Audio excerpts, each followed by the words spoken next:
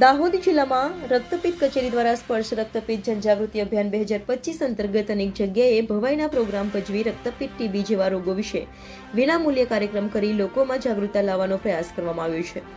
ત્યારે આજે સિંગવડ બજારમાં ગોવિંદપુર ગુરુ ચોક પાસે ભજવવામાં આવ્યો હતો। ગોવિંદ ગુરુ ચોક પાસે દાહોદ જિલ્લા રક્તપિત્ત કચેરી દ્વારા ભવાઈ પ્રોગ્રામ ભજવી રક્તપિત્ત ટીબી જેવા અનેક રોગોની જાણકારી આપવામાં આવી હતી, જેમાં રક્તપિત્ત પૂર્વજન્મનો પાપ નથી કે સાપ નથી, વારસાગત નથી, કોઈ પણ બાળક રક્તપિત્ત રોગ સાથે જન્મતું નથી। રક્તપિત્ત અન્ય ચેપી રોગની જેમ જંતુથી ફેલાતો રોગ છે। આ રોગ કોઈ પણ વ્યક્તિને થઈ શકે છે। આ રોગ પુરુષ, સ્ત્રી, બાળક, ગરીબ, તવંગર કોઈને પણ થઈ શકે છે। તેના નિવારણ વિશે વાત કરીને લોકોમાં જાગૃતતા આવે તે માટે ભવાઈ પ્રોગ્રામ ભજવવામાં આવ્યો હતો।